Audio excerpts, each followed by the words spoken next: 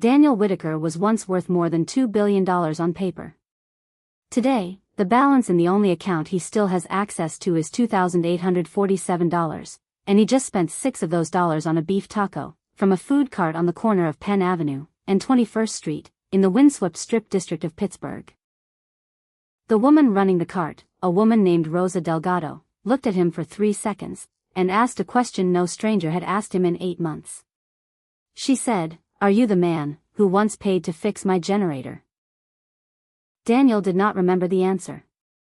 But that taco, $6, paid for with counted-out change, would become the starting point of a chain of events that cost him $410 million, sent the friend of nearly 3 decades to federal court, and exposed the wife he once trusted for who she really was. Before any of that could happen, though, he had to survive the 8 worst months of his life, and then several more after that, because losing everything turned out to be the fast part. Getting even a piece of it back would take much longer. The question was never really how he lost everything. The question was, who stays when you have nothing left to give them? The smell of hot oil and chili powder hung in the cold March air. Delivery trucks rumbled down the old cobblestone streets of the Strip district, once the wholesale market of a steel city, now a strip of snack stands and small shops wedged between red brick warehouses. Rosa Delgado, 44 years old, had been standing behind her cart since 6 in the morning, her hands red from cold water and winter air. The little green truck behind her still read Delgado's Kitchen in hand-painted white letters, the paint chipping in a few places. Daniel stood in line wearing a blazer that once cost $3,200, bought at a tailor on Fifth Avenue in New York a decade earlier. Now it was wrinkled, the collar frayed, and he had not been able to wash it properly in 3 weeks, because the room he rented had no washing machine of its own. Rosa studied his face again, as she handed over the taco. Something about it was familiar, not the gaunt cheeks, not the worn-down heels of his shoes, but the eyes. She remembered those eyes, from years earlier, at an auto shop in Houston, Texas, on a rainy afternoon, when her whole world seemed to be caving in. She said nothing more just then. She only tucked a free wedge of lime into the paper bag, something she never charged extra for. Daniel carried his bag of tacos to a park bench 2 blocks away, and sat down next to a homeless man sleeping under a thin blanket, eating in silence, as produce trucks rolled past the old warehouses, buildings that, ironically, his own company had once sold cybersecurity contracts to businesses leasing space inside. He told no one about that. In 8 months he had learned that people looked at you differently once they knew you had once had everything, and lost it all, half pity, half suspicion, and he wanted neither.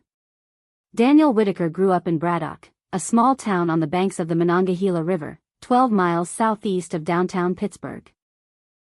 His father, Walter Whitaker, worked as a steelworker at the Edgar Thomson Works for 31 years, more night shifts than day shifts, his hands covered in small burn scars that never fully healed. His mother, Eleanor, worked part-time as a nurse at a community clinic, and often came home with stories about families who could not afford their medicine. Walter Whitaker was not a man of many words. But there was one line he repeated to Daniel, from the time the boy was 8 years old, every time someone in the neighborhood broke a promise.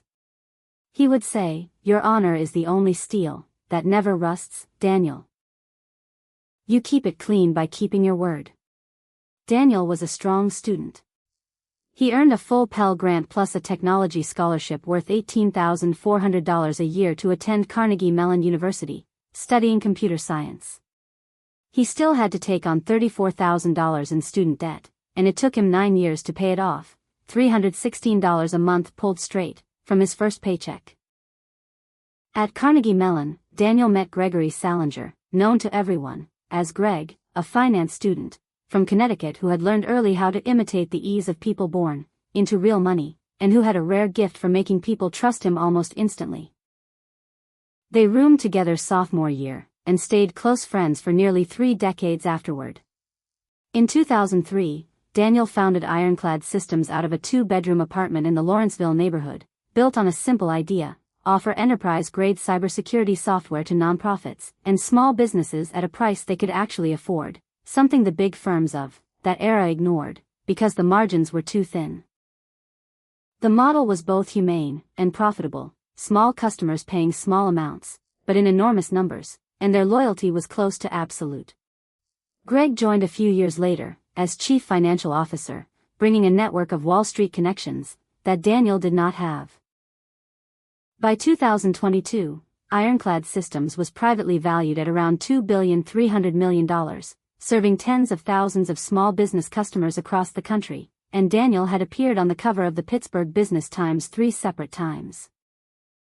His wife, Vanessa Whitaker, known as Vanessa Cole, before they married, worked in public relations, when they met in 2009, at a charity gala at the Omni William Penn Hotel.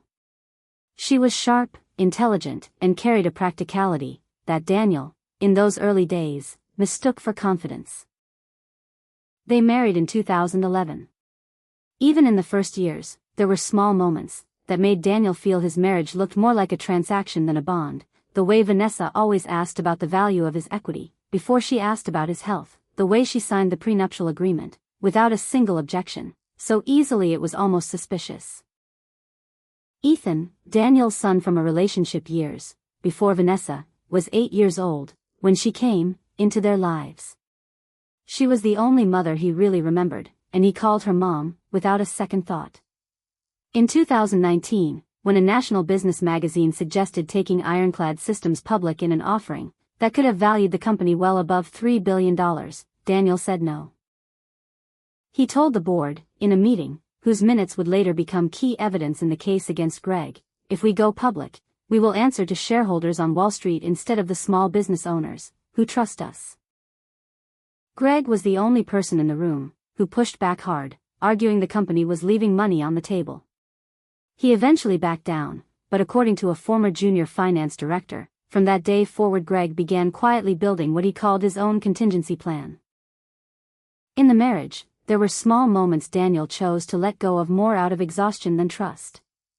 In 2018, when Vanessa's public relations firm ran into financial trouble, she asked Daniel to invest a little over $2 million to save it, and when he asked whether the investment would ever turn a profit, her answer, "Think of it as keeping our marriage stable," was enough to make him go quiet, nod, and sign the check.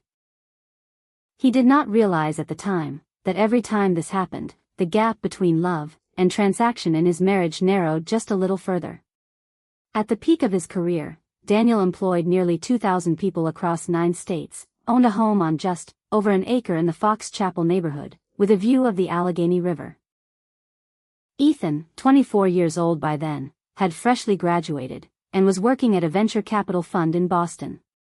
Years earlier, in 2017, Rosa Delgado lived in Houston, Texas, running a small restaurant called Cocina Delgado in the near North Side neighborhood, together with her husband and their 8-year-old daughter, Sophia. Hurricane Harvey struck the city at the end of August that year, dumping more than 50 inches of rain across parts of the Houston area. Floodwater rose 3.5 feet inside her restaurant, sweeping away every industrial refrigerator, the stove, and years of savings.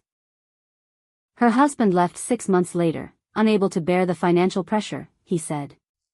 Rosa raised Sophia alone, working 2 jobs at once just to hold onto the old food truck she bought from an acquaintance who was retiring from the business. That winter, the single generator keeping her freezer running broke down. Fixing it cost close to $2,000, money she did not have. A well-dressed man, in Houston on business, because Ironclad Systems had just signed a contract with a local oil and gas company, happened to be waiting at the same repair shop, while Rosa begged the mechanic to let her pay in installments. The stranger, Daniel Whitaker, quietly paid the full bill, and left behind an unsigned note that read, "Good luck with the business. You are going to be fine." He left before she could ask his name. She only remembered his brown leather shoes, soaked through from the Houston rain, and eyes that held her gaze for exactly 3 seconds, before he turned away, not pity in that look, but the look of a man who understood what it felt like to nearly lose everything. Later, when Rosa told the story to her daughter Sophia for the first time, the girl asked, "Why didn't you try to thank him?" Rosa only answered, "I never knew where to find him." Truly kind people rarely leave an address. For Rosa, that moment became the foundation that kept her from giving up. She held on to the truck, expanded her menu, and rebuilt something close to a stable life in Houston, only to lose the rented kitchen a second time, when Hurricane Beryl tore through the city in the summer of 2024. That second flood was the one that finally moved her. She packed what she could save of the truck's equipment, and drove to Pittsburgh, that fall, to the one cousin she had left, who offered her a temporary place to stay, until she could find her footing again. Rosa rebuilt her taco cart on the corner of Penn Avenue and 21st Street, that same autumn, in the very neighborhood where, more than a year later, Daniel Whitaker, having lost everything, would stand in line for the cheapest meal he could find. Gregory Sallinger held an MBA from Wharton, a chartered financial analyst certification, and nearly 2 decades of corporate finance experience, when he became chief financial officer of Ironclad Systems. He was the man who signed off on every major investment, who negotiated every funding round, and in Daniel's eyes, the one person besides his own father he trusted completely. When Greg first agreed to help set up what would become Meridian Capital Partners, in the winter of 2019, he told himself it was temporary, a private reserve to protect the company, if a downturn ever hit, the kind of rainy day fund a conservative board would never approve on its own. For the first year, by most accounts, he genuinely believed that. It was only in the second year, once the reserve had grown large enough to quietly fund a lifestyle built around it, a deposit on a lake house in Connecticut, a seat on a non-profit board he could never have afforded on salary alone, that the justification began to shift, from protecting the company to protecting himself. By the third year, according to a colleague, who worked closely with him and later testified under a grant of immunity, Greg no longer seemed sure which one he was actually protecting. Starting that winter, Greg quietly built a network of 7 shell companies registered in the Cayman Islands and Delaware, carrying harmless-sounding names like Meridian Capital Partners and Northbrook Advisory Group. On paper, these were technology and legal consulting vendors for Ironclad Systems. In reality, each quarter Greg diverted several $1 million from the company's research and development budget into these shell companies, through fabricated service contracts that only he was authorized to approve, a privilege he had earned through years without a single moment of suspicion. He also made a habit of rotating the outside audit firm every couple of years, always citing cost competitiveness, a practice that looked prudent on paper, but meant no single set of auditors ever saw enough consecutive years of records to notice the pattern underneath them. In 2021, when Ironclad Systems refinanced a large loan to expand into the European market, Greg buried a personal guarantee clause inside a 47-page appendix, a clause stating that if a material adverse event occurred, control of the pledged collateral, including the founder's majority equity stake, would pass to a predetermined entity, one of Greg's own 7 shell companies. The clause was not some backroom trick. It was a standard stock pledge, the kind lenders use all the time to secure large loans. It did not need to break any laws to work. It only needed someone not to read it. Daniel signed that contract without reading the full appendix. He trusted that Greg had read it for him. That trust had never once let him down, until the one time it cost him everything. What made Greg dangerous was not simple greed, it was patience. He never withdrew a single sum large enough to draw attention on its own. Every consulting invoice from Meridian Capital Partners was carefully sized to slip under the threshold that would have triggered extra scrutiny, small enough to look routine, steady enough to accumulate into well over $100 million across 6 years. He personally selected the outside auditing firm, personally approved the internal audit budget, and personally presented the quarterly financial reports to the board, with a confidence that made no one, not even the most seasoned board members, ever ask a question. There was one time, in 2020, when a young accountant named Marcus Yu discovered a discrepancy of just over $1 million in the third quarter books, and brought it directly to Greg. Greg invited him into a private office, explained it away as a temporary accounting misclassification, then 3 weeks later restructured the department in a way that eliminated Marcus's position for budget reasons. Marcus left the company with an unusually generous severance package and a strict confidentiality clause he barely paid attention to when he signed it, since at the time it looked more like an unexpected kindness than the price of his silence. In July of 2025, a data breach at one of Ironclad Systems' largest clients, a regional hospital chain in Ohio, led to a class action lawsuit worth $92 million. The lawsuit triggered the material adverse event clause buried in the 2021 refinancing agreement, the same clause Greg had hidden 4 years earlier. The trustee bank processed the pledge exactly as the contract required. Within 11 days, control of 61% of Ironclad Systems' voting shares passed to Meridian Capital Partners, a company that investigators would discover only 3 weeks later was secretly owned by Gregory Sallinger. By the time Ironclad's own outside counsel scrambled to file an emergency motion to stop it, the shares had already changed hands, entirely permitted by a document Daniel had signed himself. Daniel learned the news during an emergency board call at 6:40 in the morning, the company lawyer's voice shaking, as she read an automated notice from the custodian bank. She said, "Control of 61% of the voting shares has been transferred under Clause 14.3b of the refinancing appendix." He asked her to read it back 3 times, not because he had not heard it, but because his mind refused to process the information on the first pass. He called Greg immediately. The call rang 8 times, before going to voicemail. By noon, Greg's phone number had changed. By evening, his office at Ironclad Systems headquarters was empty, not a single sheet of paper, not a single pen, as if he had been preparing for this day for a long time, waiting only for the right moment to vanish quietly. The list of assets named in the court filings read like an obituary for an entire lifetime of work: the house in Fox Chapel, with the garden Eleanor used to visit every Christmas, a sailboat he had bought years earlier to mark the company's 10th anniversary, one he could count the times he had actually used it on one hand, and a small collection of vintage watches, including one that had belonged to his father, the only one he managed to keep, because he happened to be wearing it when the asset freeze took effect. The house, the investment portfolio worth $71 million, the retirement fund worth $22 million, that had been quietly drained 2 years earlier, through an asset management authorization Daniel had signed, while distracted with the European funding round, and close to $100 million more sitting in joint brokerage accounts and private co-investments, that had all been swept into the same collateral pledge, without his knowledge. The voting shares themselves were a separate matter, tied up for years afterward in litigation, over who actually controlled them, worth far more on paper than anything Daniel could touch or spend. What was truly gone, the part no lawsuit could undo, was $410 million in liquid assets, and pledged holdings, diverted or frozen, every dollar of it something Daniel had personally built. Meanwhile, investigators later discovered that Greg had quietly transferred most of his own personal wealth into his wife Patricia Sallinger's name 3 years earlier, under the label of an education fund for their children. He had been protecting himself long before he pulled the floor out from under Daniel. Vanessa left within 9 days of the investigation appearing in the Pittsburgh Post-Gazette. She did not argue, did not cry, did not ask if he was okay.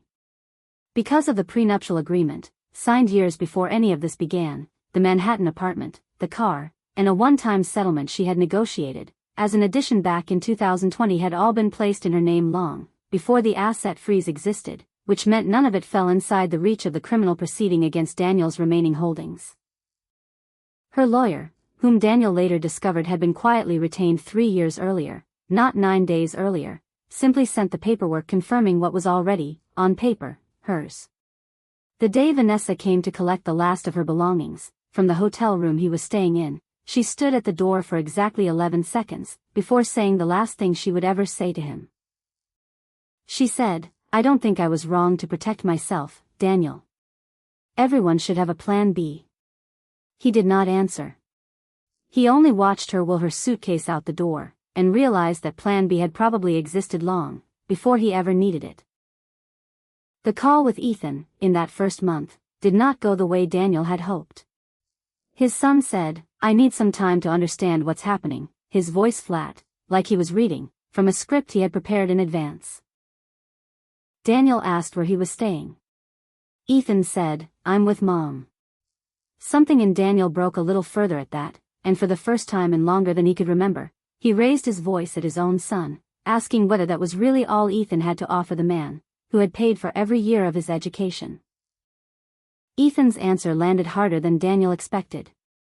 He said, "I can't fix this by staying on the phone with you, Dad," and hung up. Neither of them called again for 5 months.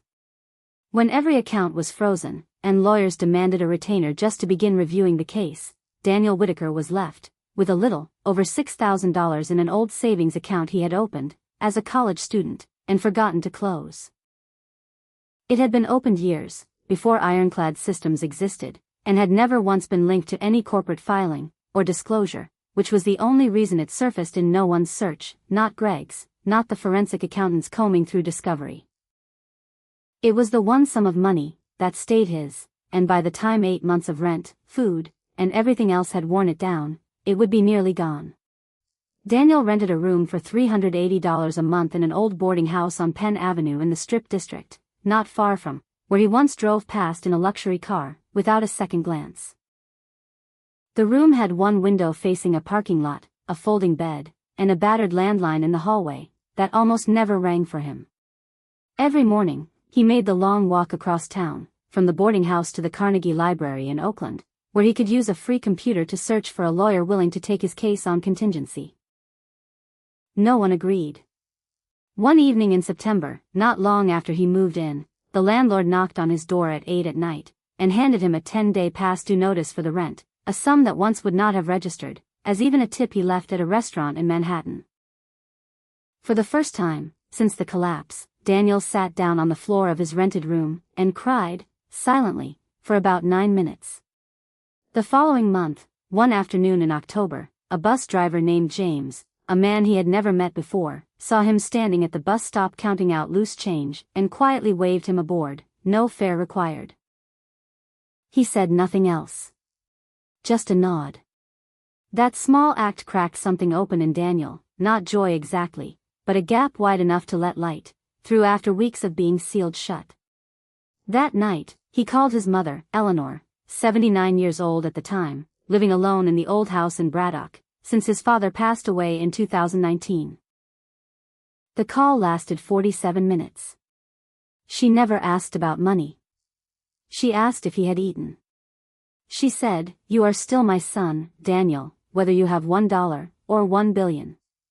It was the only relationship in his life at that point that asked nothing of him in exchange for love. The Carnegie Library became his real shelter, not just for the free computers, but because no one there knew who he used to be. He sat at the same oak table on the second floor, by a window overlooking Schenley Park, sending an average of a dozen emails a day to different law offices. Nearly all of them never replied. One office answered, with a single line, "We do not take senior-level internal fraud cases without a substantial retainer up front." The months after that blurred together, one indistinguishable day folding into the next, until 8 had passed since the collapse, and the shock had quietly become the whole shape of his life.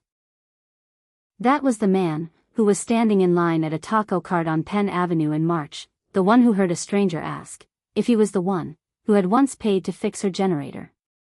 After that first taco, Daniel came back the next day. And the day after that.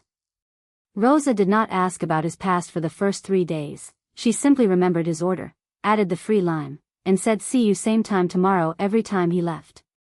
By the 6th day, when Daniel arrived late, after having to walk around a street under repair, Rosa had already set aside the last order for him, even though other customers wanted it. She said, "I thought you'd show up." That steadiness, no grand promises, no probing questions, was what slowly drew Daniel out of the defensive shell he had built over 8 months. By the 3rd week, sitting on the stone steps beside her truck, while she cleaned up at the end of the day, he told her everything, about Greg, about Vanessa, about the $410 million, about the unsigned note, from years earlier, that Rosa herself now recited back to him. She said, "You don't remember me, but I remember you. That generator saved my whole winter." She paused for 4 seconds, then added, "Now it's my turn." There were nights, even so, when Daniel almost pulled away from her completely. About 3 weeks into knowing her, a stray thought crossed his mind, that frightened him more than anything Greg had ever done. What if she wanted something too? A cut of whatever he might eventually recover, a favor once he was back on his feet. He hated himself for thinking it, hated that 8 months of betrayal had trained him to search for an angle even in a free wedge of lime. He never said any of this out loud to her. Instead, for 2 days, he simply stopped showing up at the cart, testing, without quite admitting it to himself, whether she would come looking for him. She did, on the third morning, taco already in hand, and said only, "You skipped 2 days, I got worried, not you owe me an explanation." Daniel felt something close to shame standing there. He came back the next day, and the day after that, and he never let the thought return. Over the following weeks, a small ritual formed between them, that neither one planned. Most mornings, Daniel arrived earlier than even Rosa's oldest regulars, helping her carry crates of ingredients down from the truck, unpaid, in exchange only for a hot cup of coffee she always kept ready for him. He was not good at it. He dropped an entire crate of bell peppers during his first week, but Rosa never complained, only laughed and said, "You're learning faster than most of the people I've ever hired." One rainy morning, Rosa was late, because her truck had stalled on the way over. Daniel waited on the corner for 40 minutes, soaked through, and did not leave. When she finally arrived, towing the truck someone had helped her jump-start, she looked at him standing there, and said, "You didn't have to wait." Daniel answered, "I know. But in 8 months, nobody's waited for me." It was the first time Rosa had heard him say something true, without a wall around it. Rosa had a close friend, Harold Voss, 68 years old, a retired Internal Revenue Service auditor, who now taught evening accounting classes at the local community college for modest pay. Harold had once helped Rosa sort out her tax paperwork for free, when she first moved to Pittsburgh. Rosa convinced Daniel to bring whatever he had left, a few contract copies he happened to have saved on an old flash drive, along with his patchy memory of board meetings, to meet Harold at his small apartment in Bloomfield.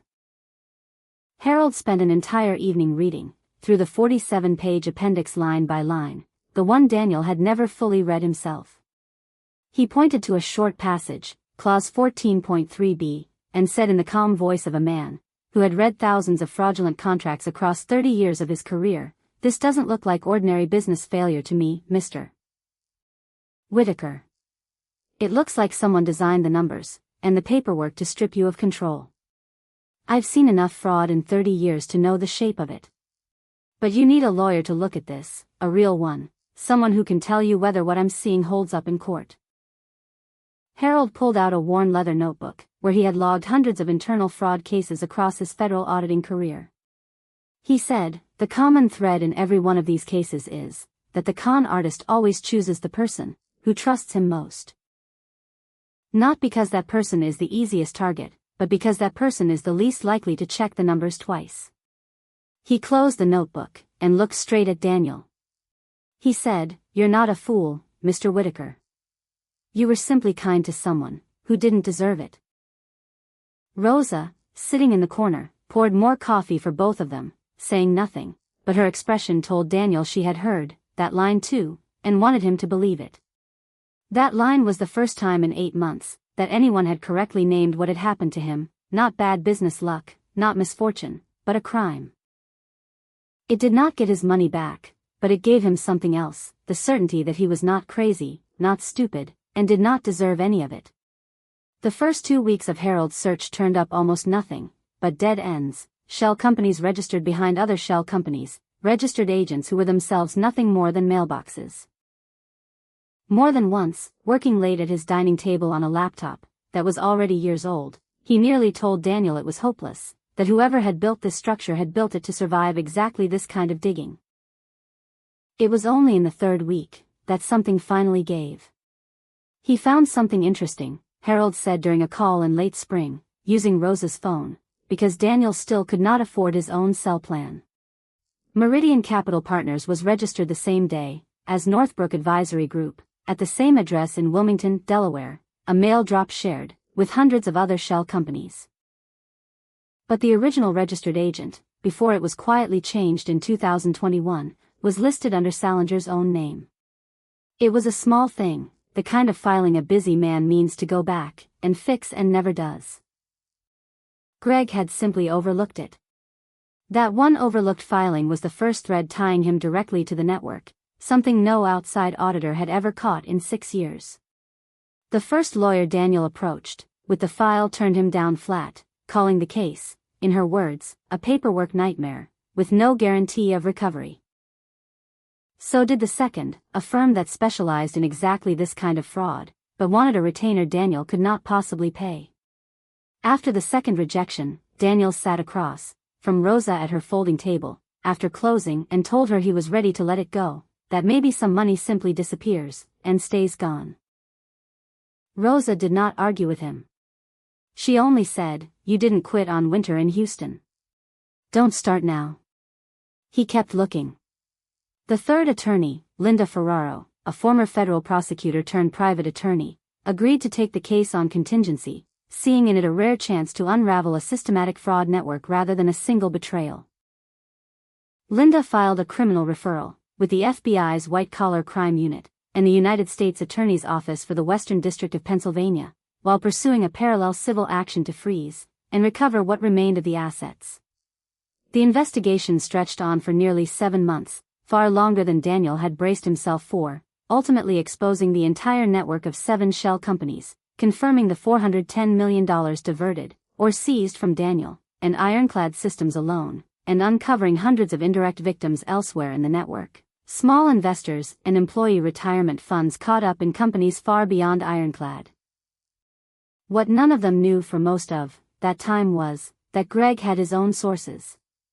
A contact inside a state filings office quietly warned him, midway through the investigation, that someone had been pulling records on Meridian Capital Partners. Greg spent a frantic weekend moving what remained of the offshore balances through 2 additional shell layers overseas, a maneuver that would later cost prosecutors tens of millions of dollars they were never able to trace or recover. It bought him time. It did not buy him enough. During the months the investigation dragged on, Rosa kept showing up in small ways.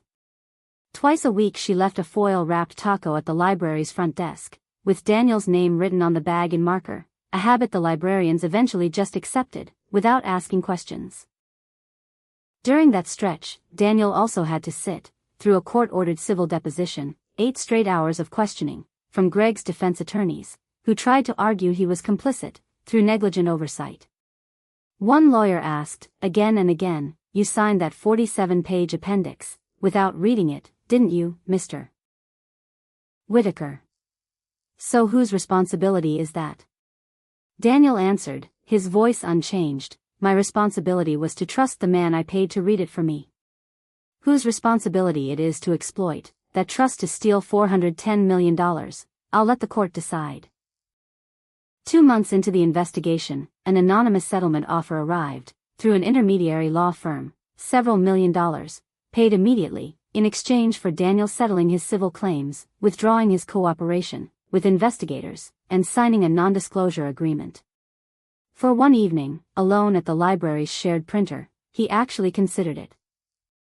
It was more money than he had seen in 8 months, enough to quietly rebuild something modest and simply walk away. He did not tell Rosa or Harold for 2 full days. When he finally showed the letter to Harold, the older man read it twice, then said, "This is what a man pays when he knows exactly how much bigger the truth is than the number in his hand." Daniel tore the offer in half that night, then taped it back together, and kept it in a drawer, as a reminder of how close he had come.